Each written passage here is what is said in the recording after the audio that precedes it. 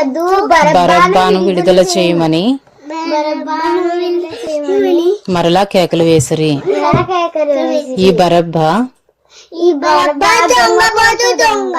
బందిపోటు దొంగ. యోహాను సువార్త 19వ అధ్యాయము. అప్పుడు పిలాతు యేసును పట్టుకుని ఆయనను కొరడాలతో కొట్టించెను. John chapter 18 32 to chapter 19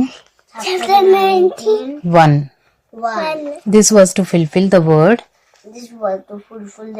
that Jesus had spoken